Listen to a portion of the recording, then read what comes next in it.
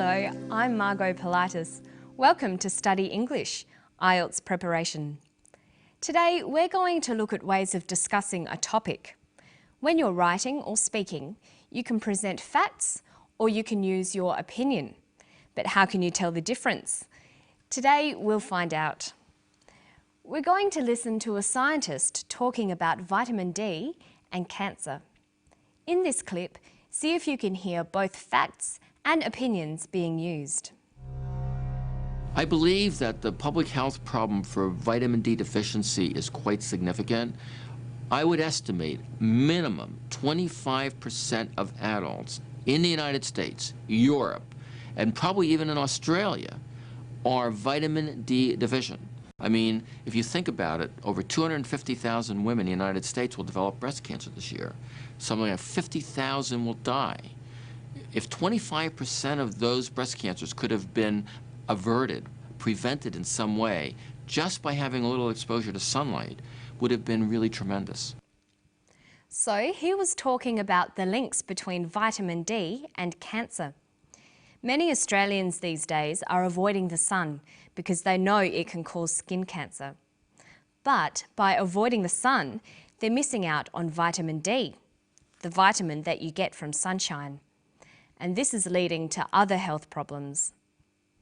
When you're reading, writing, or listening to an argument like this, it's important to be able to tell the difference between statements of fact and statements of opinion. But how can you tell the difference? Well, there are a number of ways you can express your opinion. Today, we're going to look at two of these, using phrases that express an opinion and using modal verbs. First, let's look at some phrases. The key words to listen for when you're trying to decide whether someone is talking about facts or opinions are words like believe, think, argue, feel, opinion, or view. These vary from formal to informal. If I was talking with my friends, I might say, I think or I believe.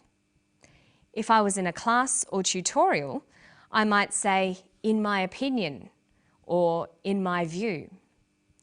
But if I was writing an essay or giving a very formal talk, I'd probably choose, it is believed, or it is thought. In formal writing, many people think you should avoid using the word I, even if you are giving an opinion. Here's the clip again. Listen for some of those phrases. I believe that the public health problem for vitamin D deficiency is quite significant. I mean, if you think about it, over 250,000 women in the United States will develop breast cancer this year. Something like 50,000 will die. Another way we can express opinions is by using modal verbs. Modal verbs express opinions and attitudes. They make statements less certain or less definite. They can also be used for recommending and advising. Here are the modal verbs used for opinions. Would, should, could, might. These words signal that the speaker is giving an opinion. Look at these examples. Can you tell which ones are facts and which ones are opinions? 50,000 will die. 50,000 might die. The second statement uses might. It's an opinion. Here's another one. I do not think small amounts of sunlight increase the risk of cancer. Small amounts of sunlight do not increase the risk of cancer. In the first statement, you can see I do not think. This is an opinion. Now look at these two sentences. I believe that vitamin D deficiency might become common among adults. Vitamin D deficiency will affect 25% of adults. The first is an opinion. I believe, might become. The second is a fact. Will affect 25% of adults. Now let's watch the clip again. Listen for the phrases and modal verbs of opinions. I believe that the public health problem for vitamin D deficiency is quite significant.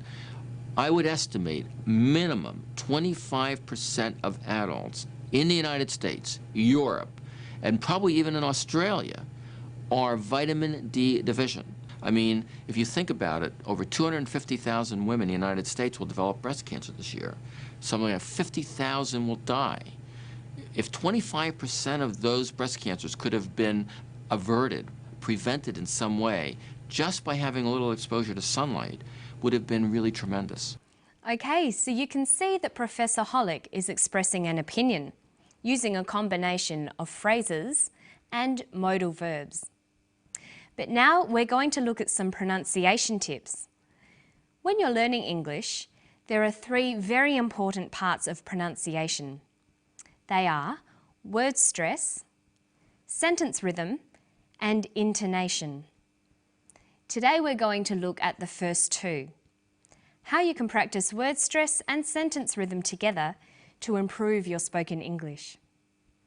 Listen to this sentence closely for word and sentence stress.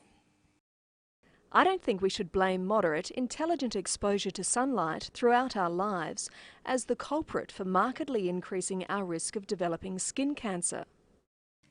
Notice that the speaker uses many words with more than one syllable. That is common in formal academic language. But when you come across longer words, you have to learn which syllable to stress. For example, we say intelligent, increasing, and markedly. Notice that when you stress one syllable, the vowels in the other syllables are shortened. Sometimes these short syllables become a schwa, an sound, or an I. They're short, relaxed sounds. Listen to moderate, intelligent, exposure, culprit, markedly, developing, cancer. This shortening of syllables preserves the overall sentence rhythm. Listen to the clip again. I don't think we should blame moderate, intelligent exposure to sunlight throughout our lives as the culprit for markedly increasing our risk of developing skin cancer. So when you're learning to speak English, you need to learn the pronunciation of individual words, but you also need to practice sentence rhythm, putting the words together into sentences. This is much easier when you get used to shortening the non-stressed vowels. Okay, listen to the clip and then we'll practice some more.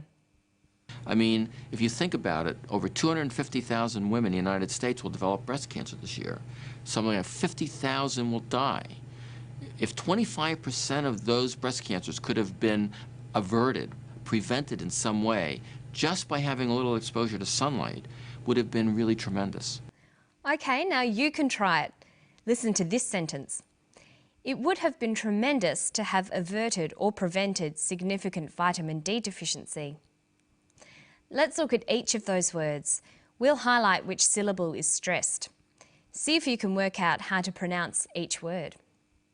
Tremendous, averted, prevented, significant, vitamin, deficiency. Okay, now let's see what happens when we put these words back into a sentence. It would have been tremendous to have averted or prevented significant vitamin D deficiency. Making your spoken English sound natural takes a lot of practice.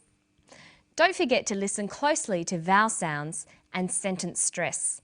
And remember to practice reading and writing in English every day. And that's all from me today.